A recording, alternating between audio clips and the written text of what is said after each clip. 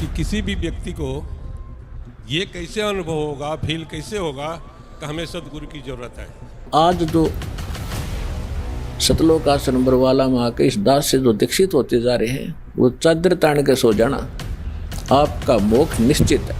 क्यों करें सदगुरु, क्यों करें, उससे क्या फायदा मिलेगा? हाँ। ये सारे नकली हैं, ये केवल वही बातें करते हैं जो समाज में अच्छी लगे।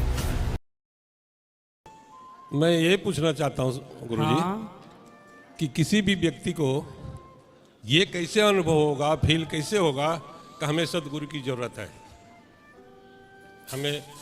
हमें इसकी जानकारी चाहिए। गुरु क्यों करें सदगुरु, क्यों करें, उससे क्या फायदा मिलेगा? हाँ, गुरु क्यों जरूरी है? जी देखिए, गुरु के बिना ना ज्ञान नहीं होता, बिल्कुल नहीं होता। इसलिए गुरु की जरूरत पड़ती है। सही मार्गदर्शक कौन है? गुरु वो होता है जिसके आगे हम समर्पण कर सकते हैं, और जब समर्पण करेंगे जी तो वो गुरु के माध्यम से समर्पण फिर वो भगवान में होगा। तो समर्पण गुरु के माध्यम से भगवान में हो, और वो वास्तविक ज्ञान प्राप्त हो जिस ज्ञान से हमारा कल्याण होना है। वो ज्ञान सर शिक्षा गुरु की मैं बात नहीं कर रहा हूँ, मैं दीक्षा गुरु की बात कर रहा हूँ। दीक्षा गुरु की हम बात कर रहे हैं। हाँ, तो दीक्षा गुरु और दीक्षा गुरु क्यों करनी चाहिए? देखो, उससे हम मानव को क्या लाभ मिलेगा, कृपया बता। हम बता रहे हैं। पहले के जमाने में क्या होता था, अपन लोग बोलते थे तुम्हारी शिक्षा दीक्षा कैसी है, पहले लोग ऐसे बोलते थे। हाँ जी, हाँ जी। तो जो हम पहली क्लास से लेकर 12वीं या कॉलेज या PhD तक जाते हैं, हाँ जी, हाँ जी। वो हमारे शिक्षा गुरु होते हैं। हाँ जी। जैसे आपने हमें गणित पढ़ाई, हाँ जी, हिंदी जी। पढ़ाई, इंग्लिश पढ़ाई, हाँ जी। तो वो भी हमारे गुरु हैं, पर वो शिक्षा गुरु गुरु शिक्षा गुरु है। हाँ जी। अब फिर क्या बोलते हैं गांव में? दीक्षा गुरु की बात। कि तुम्हारी शिक्षा दीक्षा कैसी है? हाँ जी। तो शिक्षा तो स्कूलों में है, हाँ जी। पर दीक्षा पहले क्या था कि पहले शिक्षा भी थी और दीक्षा भी थी। अब कलयुग आया तो शिक्षा तो रह गई, पर दीक्षा खत्म हो गई। दीक्षा का मतलब होता है, आजकल के बच्चे शिक्षित तो हैं जी, शिक्षित हैं तो सिगरेट पी रहे हैं, शराब पी रहे हैं। यदि ये शिक्षा के साथ दीक्षा से जुड़ते तो ये पढ़ लिख कर योग्य होते तो सही, पर शराब से ना जुड़ते, पराई स्त्री पर पुरुष से ना जुड़ते, गलत रास्ते से ना जुड़ते, सही राह पर आते। यदि गुरु इनको मिलता, सही मार्गदर्शक यदि इनके जीवन में शिक्षा के साथ दीक्षा जुड़ जाती, तो ये फिर गलत राह पर ना जाते। यदि गलत राह पर आज के बच्चे जा रहे हैं तो मूल कारण है कि शिक्षा तो है पर दीक्षा से वंचित हो गए, और दीक्षा से वंचित होने का परिणाम है कि वो शराब पी रहे हैं, सिगरेट पी रहे हैं खुलेआम। पूरे भारत में अब तेजी से पूरी रात नाचने वाला वो सिस्टम खुलता जा रहा है। क्लबों में लोग जा रहे हैं, बच्चे जा रहे हैं। हाँ जी, हाँ बिल्कुल जा रहे हैं। क्यों खुल रहे हैं? क्योंकि शिक्षा तो है, कम है, दीक्षा नहीं। जी, दीक्षा का अभाव नहीं। है। मेरे क्वेश्चन का, मेरे प्रश्न का अभी तक जवाब से गुरुजी नहीं मिला है। मैं ये जानना चाहता हूँ कि आदमी को कैसे ये फील हो कि हमको दीक्षा गुरु चाहिए, हम करना चाहिए। हाँ, बच्चे तो भेज देते हैं शिक्षा लेने के लिए बच्चे को, लेकिन वो पढ़ते पढ़ते इंजीनियर, डॉक्टर, बैरिस्टर सब बन जाता है, फिर भी उसको दीक्षा गुरु नहीं प्राप्त हो सकता। अच्छा, ये बताइए जी, आप अपने बच्चों को अपनी संपत्ति देते हैं कि नहीं? हाँ बिल्कुल देते हैं। सोना चांदी देते हैं कि नहीं? हाँ, सोना चांदी भी देते हैं। मतलब पिता की जो भी संपत्ति है, प्रॉपर्टी है, वो सब किसको देता है? नहीं, बालिग होने पर बता मैं सुन रहे हैं अभी। हाँ जी, आप केवल सुनते चलिए। हाँ जी। एक पिता अपने पुत्र को सब कुछ देता है, जमीन देता है, सोना चांदी देता है, जो उसके पास होता हाँ जी, हाँ है जी। सब देता है, सब दे देता है लायक होने के बाद। परंतु क्या एक पिता की ये जिम्मेदारी नहीं है कि हम बच्चे को प्रॉपर्टी दे रहे हैं, संपत्ति दे रहे हैं, क्या पिता की जिम्मेदारी नहीं है कि संपत्ति के साथ बच्चों को संस्कार दे दें? क्या हम अच्छा, संस्कार कहाँ से आएगा? माँ बाप से नहीं, फिर? माँ बाप से आता तो हर माँ बाप के बच्चे हैं, हर बच्चे के माँ बाप है, संस्कार आ जाता। बिल्कुल बिल्कुल। भाई, हर बच्चे के पास माँ बाप है और हर माँ तो बाप ये के पास आएगी बच्चे कहाँ से? गुरुजी से? नहीं, फिर सत्संग से। ओ, सत्संग से, ठीक है। सठ सुधरहि सत्संगति पाई, पारस परस कुधात सुहाई। राइट, संस्कार मिलेगा सत्संग से, हाँ जी। और सत्संग कहाँ से मिलेगा? गुरुजी से। गुरु जी से। हाँ जी। तो गुरु के बिना सत्संग नहीं, सत्संग के बिना संस्कार नहीं, संस्कार के बिना सही गलत का बोध नहीं। जी, सही गलत का बोध ना हो। आज जितने बच्चे शराब पी रहे, सिगरेट पी रहे, हाँ जी, हाँ जी। ये केवल इसलिए पी रहे हैं कि इनको सही गलत का ज्ञान क्यों नहीं है? क्योंकि इन्होंने सत्संग नहीं किया। सत्संग क्यों नहीं मिला? क्योंकि गुरु नहीं मिले। गुरु क्यों नहीं मिले? क्योंकि कभी माँ बाप ने बंटवारे में जमीन जायदाद तो दी, पर कभी संस्कारों की तरफ बच्चों को बढ़ाया नहीं, गुरुओं की तरफ भेजा नहीं। अच्छा, एक बात बताओ, भगवान राम को जी, वशिष्ठ जी के पास किसने भेजा था? पढ़ने के लिए? जी, राम जी को पढ़ने के लिए वशिष्ठ जी के पास किसने भेजा था? पिता राजा दशरथ। हाँ, दशरथ जी ने। हाँ जी, भेजा ना। तो मतलब पिता का धर्म है कि वो श्रेष्ठ गुरु के पास अपनी संतान को लेकर के जाए। गए ना? हाँ जी। तो आपका धर्म है कि आप अपने बच्चों को जब प्रॉपर्टी देते, जमीन जायदाद देते, तो श्रेष्ठ गुरु की खोज करके बच्चों को आप दीजिए ना। जरा सर, श्रेष्ठ गुरु के पास हर एक माता पिता अपने बच्चे को पढ़ाने के लिए भेजते हैं, इसमें तो कोई हमारे ख्याल से शक नहीं है। नहीं, शिक्षा की यहाँ बात दीक्षा नहीं। की मैं बात कर रहा तो हूँ वही कि तो एक ही, अगर दोनों एक ही गुरु से मिले तो कैसे वो आदमी प्राप्त करेगा दीक्षा? पहले ऐसी था, पहले जो शिक्षा गुरु थे वही दीक्षा थे। हाँ जी, पहले जो वशिष्ठ जी थे, वशिष्ठ जी ने राम जी को शिक्षा भी दी जी हाँ, और दीक्षा वशिष्ठ दिया। जी ने राम जी को दीक्षा भी दी। हाँ। ठीक है, हाँ। पहले ऐसे ही था। हाँ जी। समय बदला तो अब क्या हो गया कि अब शिक्षा के लिए तो बच्चे स्कूलों में जाते हैं। हाँ, अब आज के समय में चाहिए ये कि स्कूलों के साथ सत्संगों से अपने आप को जोड़ के रखें। यदि जोड़ के रखेंगे तो तराजू में पलड़े दो होते हैं, हाँ जी। और दोनों जब बराबर होंगे ना तब हिसाब होगा। तब हिसाब होगा। उसी तरह आपकी शिक्षा और दीक्षा जब बराबर होगी हाँ तब जी, जाकर के आप हिसाब होगा। तो सभी महापुरुषों ने बताया है,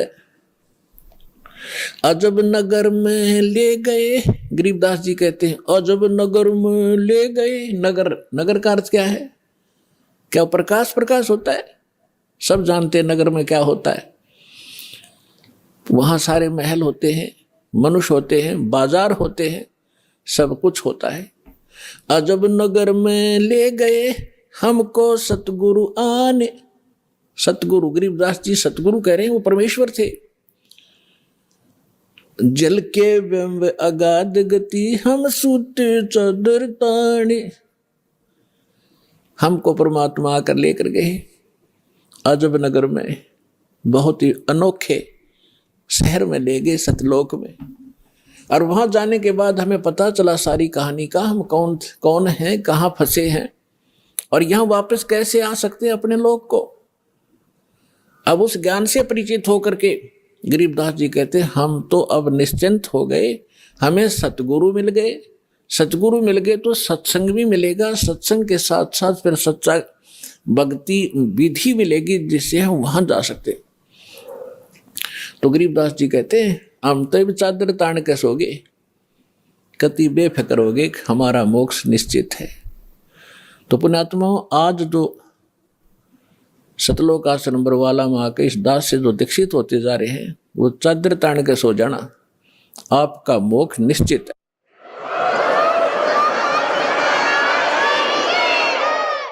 लेकिन रहना मर्यादा में, और मर्यादा में भी तभी रहोगे जब आपको यहाँ का दुख दिखेगा और वहाँ के सतलोक के सुख का आपको आभास होगा। और फिर धीरे धीरे कैसा समाज बनेगा, या माया की जो दौड़ है, या आग लगी हर एक के अंतःकरण में, या शांत होएगी। आप माया के पीछे किस लिए भाग रहे हो? बड़ी कोठी बनाऊंगा, गांव नगर में मेरी शोभा होगी, फिर लड़का लड़की ब्याहूंगा, खूब बैंड बाजे बजवाऊंगा, तू तू तू तू तू करवा के, और खूब दान दूंगा, लोग देखेंगे बड़ा दान करा भाई इसने। तो ये दोनों बीमारी आपका समझ में आ जाएंगी कि आज तू बेटी ब्याह रहा है या बेटे का ब्याह कर रहा है, और कल मृत्यु होगी, फिर कहाँ गए तेरे वो तू तू तू तू टक्कर मार कर रोएगा। तो पुण्यात्माओं, यह सच्चाई है। आज तक को बताने वाला दृढ़ता से सामने आ नहीं सका। ये सारे नकली हैं, ये केवल वही बातें करते हैं जो समाज में अच्छी लगे। वो डॉक्टर नहीं होता जो ब्लड प्रेशर के मरीज को, हाई ब्लड प्रेशर के मरीज को कहे घी खा ले छक्के, वैसे खा कोई दिक्कत नहीं, वो दुश्मन है उसका। तो पुण्यात्मा इसी प्रकार की जितने भी हैं ये सच्चाई नहीं कह सके, क्योंकि उनके ऊपर परमात्मा कबीर का पंजा नहीं था। इस दास के ऊपर दया हुई है, संघर्ष बहुत करना पड़ रहा है, लेकिन परमात्मा का साथ जिसके साथ होता है वो हार नहीं होती उसकी, क्योंकि हमारा उद्देश्य कल्याण है। पर पूरे विश्व का कल्याण लेकर चल रहे हैं हम, पूरे मानव का कल्याण होगा, पूरे प्राणियों का कल्याण होगा। क्योंकि जैसे आज ये परमात्मा की वाणी है, इसमें इतनी शक्ति है जो स्वयं परमेश्वर ने आके बोली है। उसके बाद फिर गरीबदास जी के माध्यम से जो वाणी बुलवाई है उन्होंने वही वाणी एजडी दे दी और उस वाणी को फिर दास बोल रहा है। यानी अधिकारी के द्वारा जो वाणी बोली जाती है उसका असर होता है। पहले भी आपको बहुत बार सुनाया है, जैसे एक राजा की पत्नी एक शिष्य थी संत की। राजा इसका विरोधी था कि ये गुरु बनाने की आवश्यकता नहीं होती, राम राम घर बैठ के कर ले। तो राजा के इस भ्रम को निवारण के लिए संत ने एक थोड़ा सा एक फार्मूला अपनाया था। राजा गया उस संत के आश्रम में अपनी पत्नी के साथ कि महाराज क्या गुरु बनाना जरूरी होता है क्या? क्यों मूर्ख बनाते हो जनता को? भगवान घर बैठ के बज सकते हैं, कोई भी कर ले राम राम, इतना राम नाम ले ले। तो संत जी ने सोचा ये राजा है, यहाँ नाराज घना हो जाएगा। जब मैंने कुछ उल्ट सुल्ट जवाब दे दिया तो उसको कहा, राजन अब मुझे अपनी भक्ति का समय हो गया है, इसमें काफी समय लगेगा। मैं आपका प्रश्न का उत्तर दूंगा, मैं कभी घर आऊंगा आपके वहां दे दूंगा, वहां कभी आपको विस्तार से समझाऊंगा, तब समझ में आएगी। राजा बोला ठीक है। दिन निश्चित हुआ, राजा बैठ गया सिंहासन पर जच के, संत के लिए आसन लगवा दिया। आने की इंतजार थी कि कब आएंगे संत, अभी आने वाले हैं। सामने सैनिक बॉडीगार्ड खड़े थे, वजीर खड़े थे, कुछ बैठे थे। जब संत पहुंचे वहां पर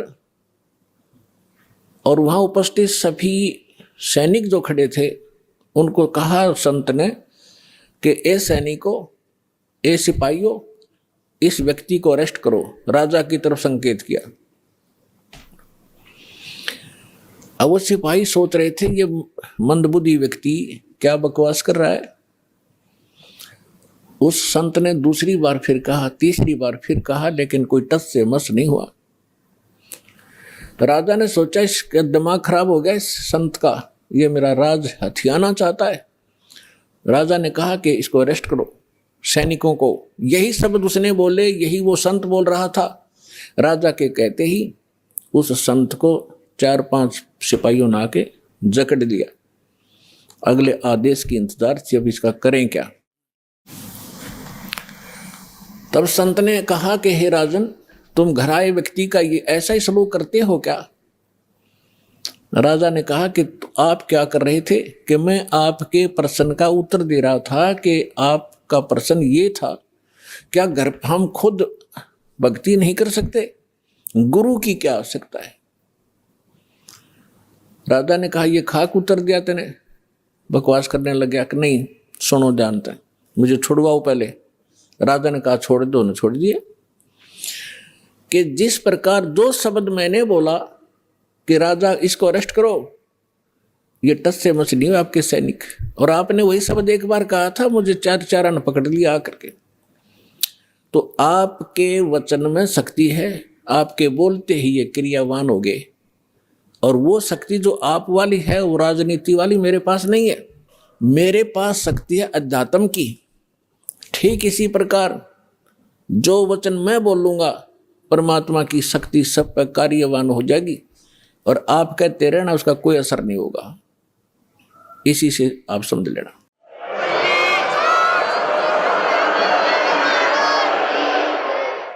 तो इसी प्रकार ये दास उस परमात्मा का कृपा पात्र है, उसी की कृपा से ये सच्चा ज्ञान आप तक पहुंच पा रहा है।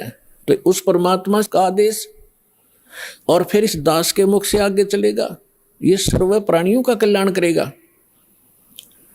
इसका तरीका देखो, परमात्मा ने कैसा एक अनोखा तरीका अपनाया है। कैसे चिप बनवा दी, मेमोरी कार्ड जिसको कहते हो, टेलीविजन प्रोजेक्टर बनवाए, इंटरनेट, वेबसाइट, यूट्यूब बनवा दी। अब जो घनी अच्छी आत्माएं होती है पूर्व जन्म से, तो घनी अच्छी आत्मा है वही तो मनुष्य जीवन प्राप्त कर रही हैं। उनसे भी अच्छी आत्माएं वो भगवान के लिए भटक रही हैं। और उनसे भी वो अच्छी आत्मा है जो सतगुरु और सत्संग और सच्चा नाम सतनाम प्राप्त कर रही है। तो आप जो सतलोक आश्रम बरवाला जिला हिसार हरियाणा में आ रहे हो, ये तीसरे नंबर की सर्वश्रेष्ठ आत्माएं हो। जो आपको शीघ्र से परमात्मा का ये मार्ग ठीक मिल गया। तो जो अन्य भी हैं उनके लिए परमात्मा ने ये तरीका अपनाया है सर्व प्राणियों के कल्याणार्थ। ये वाणी जो दास बोल रहा है रिकॉर्ड हो रही है, मेमोरी कार्ड बन रहे हैं, टीवी पर चल रहे हैं, आप घर पर चलाते हो, पशु पक्षी भी होते हैं, चींटियां भी होती हैं, मच्छर माखी भी होती हैं, उन सब के ऊपर ये वाणी अपना प्रभाव करेगी। काल ने जैसा जुल्म किया था उतना ही उससे भी अधिक रहम अब परमात्मा ने अपनी आत्माओं पर किया है। चींटी से लेकर हाथी तक, रंग से लेकर राजा तक, ये सारे कबीर परमात्मा की बच्चे आत्माएं हैं। इस काल ने हमारा उलिया बिगाड़ दिया, हमारी दुर्गति कर दी, कुत्ते गधे सूर बनाकर हमें क्या डंगा खिला रहा है, और हम क्या खाते थे सतलोक में, कैसे रहते थे, कैसा सुख था वहां पर। अब आप तो भूल भाल गए, हम सब भूल भाल गए, भगवान ना के फिर जगाए, यथार्थ ज्ञान को बताया। उससे पहले काल ने परमात्मा और सतलोक का नाम लेकर, कबीर जी का नाम लेकर के, और फिर और दूना ज्ञान फैलवा दिया। तो ये सभी उस परमेश्वर की आत्माएं हैं, उनके लिए परमात्मा ने ये समय फिक्स कर दिया था कि चौथा युग जब कलयुग आई तब हम अपना अंश पठाई। काल फंद छूटे नर लोई, सकल सृष्टि परवानी खोई। घर घर देखो बोध विचारा, सत नाम सब ठोर उचारा। कलयुग बीते 5500 पाचा, जब ये वचन मेरा होगा साचा। कलयुग बीत जावे जब एता। परमात्मा ने कहा है कि सर्व प्राणी, सकल सभी प्राणी परम पुरुष पद चेता। परम पुरुष यानी परम अक्षर परम पूर्ण परमात्मा के पद, पद यहां दो का बोधक है। एक तो गीता अध्याय नंबर 15 के श्लोक नंबर 4 में कहा कि अर्जुन, तत्वदर्शी संत की प्राप्ति के उपरांत तत्व ज्ञान रूपी शस्त्र से ज्ञान को काटकर उसके पश्चात परमेश्वर के उस परम पद की खोज करनी चाहिए, जहां जाने के बाद साधक लौटकर फिर संसार में कभी नहीं आते, यानी पूर्ण मोक्ष प्राप्त करते हैं। गीता अध्याय नंबर 18 के श्लोक नंबर 62 में कहा कि अर्जुन, तू सर्वभाव से उस परमेश्वर की शरण में जा। उसी परमेश्वर की कृपा से तुम परम शांति को और सनातन परम धाम, सनातन शाश्वत स्थान, उस स्थान को, उस परम पद को प्राप्त होगा। और यहां दूसरा पद का अर्थ है पद्धति। पद्धति माने परमात्मा के पाने की यथार्थ विधि, वो ज्ञान।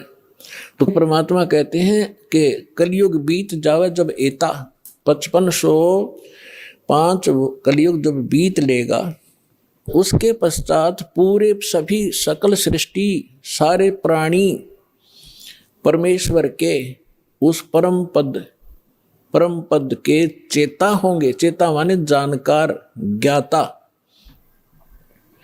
और सतनाम सब ठोर उचारा। आज तक सतनाम ये बक क्या करते थे, न कख नहीं पता सतनाम है क्या चीज। सतनाम 2 अक्षर का मंत्र है, जिसमें एक ओम है, एक तत् है। ये मूल मंत्र है जो दास आपको देता है। जैसे इन कमलों में बैठे जितने भी देवता हैं, ये अधिकारी हैं यहाँ के। तो हम अपने लोग को तभी जा सकते हैं जब हम यहाँ सब के नो ड्यू सर्टिफिकेट ले लेंगे, क्लियरेंस मिलेगी। हम इनके ऋणी हैं, तभी हम यहाँ बांध रखे इन्होंने। तो प्रथम जो मंत्र आपको दिया जाता है 7 नाम का है। ये पहले 5 नाम का शुरू किया था परमेश्वर ने, धीरे धीरे आने वालों ने वो खत्म कर दिए, वो वैसे और नाम सेलेक्ट कर लिए हैं। तो ये मूल मंत्र हैं। ये प्रथम मंत्र भी मूल मंत्र है और सतनाम भी मूल मंत्र है। अगर आप ये वीडियो YouTube पर देख रहे हैं तो हमारे चैनल को सब्सक्राइब करें और बेल आइकन को दबाना ना भूलें। अगर आप Facebook पर ये वीडियो देख रहे हैं तो हमारे पेज को लाइक करें।